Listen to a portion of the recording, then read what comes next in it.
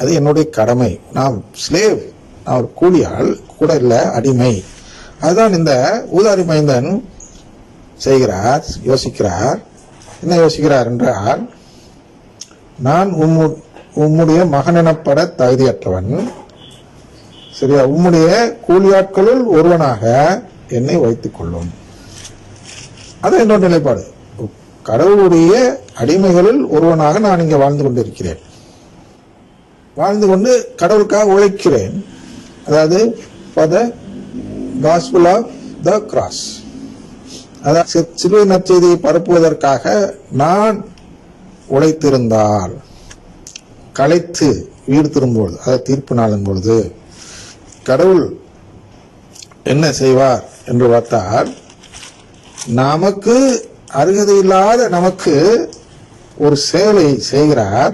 அதுதான் என்னன்னா, கடவுளின் பிள்ளையாக நம்மை தத்தெடுக்கிறார்.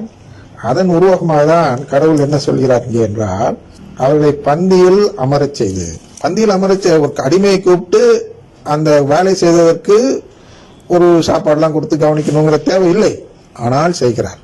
அது போன்ற நிலைதான் நம்முடைய நிலைவாழ்வு என்று சொல்லக்கூடிய கடவுளின் உறவு பெற்ற நிலை. நம்மளுக்கு கடவுள் அந்தஸ்தை தருகிறார், நம்ம எல்லாம் கடவுளாக மாற்றுகிறார். எந்த வேலை செய்வதற்காக? வயலில் உழுதுட்டு வருவதற்கு எதுக்கு இதா இருக்குன்னா, திருச்சபையை வளர்ப்பதற்காக. கத்தோலிக்க திருச்சபையை வளர்ப்பது என்று சொல்வதை விட, கத்தோலிக்க திருச்சபைக்குள் இருக்கக்கூடிய மரியே வாழ்க என்று சொல்லக்கூடிய நபர்களின் எண்ணிக்கையை வளர்ப்பதற்காக நான் பாடுபடுவேன் என்றார்.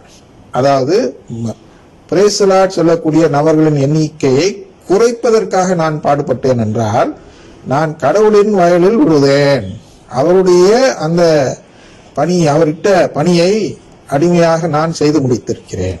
அப்படி செய்து முடித்திருந்தால், பந்தியில் அமரச் செய்வது போல் என்னை கடவுளாக மாற்றி, பந்தியில் அமர்வது என்ன, அடிமை டேபிள் உட்கார விட தரையில் உட்கார நம்ம ஊர்ல ஈஸியா புரியும்.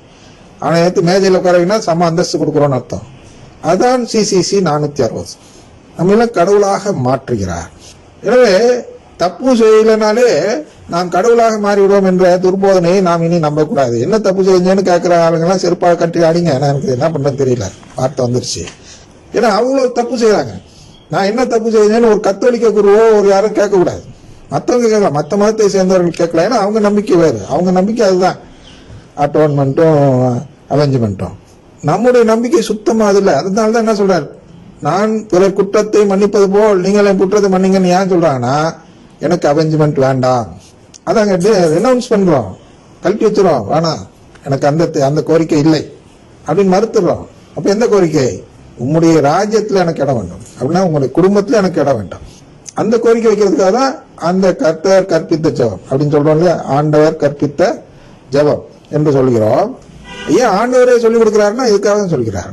அதை நம்பாத, கேளு, அதற்கான உணவு எனக்கு வேணும்னு கேளு. அன்றாட உணவுனா அவங்க எல்லாம் லிபரேஷன்லாம் அந்த சோத்துக்கு போயிடுவாங்க. அன்றாட உணவுனா, அன்றாடம் நமக்கு தேவைப்படுற உணவு எதுனா, நம்மை நித்தியத்திற்கும் கடவுளாக மாற்ற கொள்ள உணவு. அதான் அந்த நற்கருணை அப்பம் என்று சொல்கிறோம். அந்த உணவு எனக்கு டெய்லி கிடைக்கணும் அப்படின்னா, அதன் மூலமா கிடைக்கக்கூடிய தூய ஆவியாவது எனக்கு கிடைத்து கொண்டே இருக்க வேண்டும், எனக்கு இந்த தகுதி இருந்து கொண்டே இருக்க வேண்டும் கேட்கிறது தான் அவரை, அதாவது அவருடைய குடும்பத்தை நம்பும் செயல். ஆனால் அந்த குடும்பத்துல உறவு கேட்கும் செயலாக அது மாறுகிறது. எனவே ஒருவருடைய நிலைப்பாடு இந்த அடிமையை போல் இருக்க வேண்டும். அதனால் இந்த ஓமையில் அந்த வார்த்தையை பயன்படுத்தி என்ன சொல்கிறார் என்றால், நான் உம்முடைய மகன் எனப்பட தகுதியற்றவன், உம்முடைய கூலி ஆட்களுள் ஒருவனாக என்னை வைத்துக் கொள்ளும். அப்படிதான் நாம் வைக்கிறோம் தீர்ப்பு நாள்ல போது. அவர் பார்க்கிறார், இல்லப்பா நீ வயல நல்ல வேலை செஞ்சிருக்கிற, அதனால அவள் என் திருச்சபை நன்றாக வளர்த்திருக்கிறாய், மரியே வாழ்க சொல்லக்கூடியவர்களுடைய எண்ணிக்கையை அதிகரித்து, பிரைஸ் தி லார்ட் சொன்னவர்களுடைய எண்ணிக்கையை ஒழித்தோ செய்த காரணத்திற்காக நான் உன்னை பாராட்டி உனக்கு விருந்து கொடுப்பது போல் உன்னை தத்தெடுத்து உன்னை கடவுளாக மாட்டுகிறேன் என்று கடவுள் தான் சொல்ல வேண்டும். நாவே தப்பு செய்யல ஆண்டவர் எனக்கு அதை கொடுங்கன்னு கேட்க முடியாது. கேட்க முடியும், நீங்க சொல்லித்தரதான் துர்மாதித்தனம், நெறிக்கட்ட செயல். அந்த நெறிக்கட்ட செயலை நாம் மாற்றிக்கொள்ளாமல் இருக்க இனி நாம் என்ன செய்ய வேண்டும்? பிரைஸ் தி லார்ட் என்ற வார்த்தையை சொல்லாமல் வாழ வேண்டும், மரியே வாழ்க என்ற வார்த்தையை மட்டும் சொல்ல வேண்டும் வாழ்த்து கூறும் சூழ்நிலை வரும்போது என்று முடிவெடுப்போம். தந்தை மகன் தூய ஆவியின் பெயராலே ஆமென்.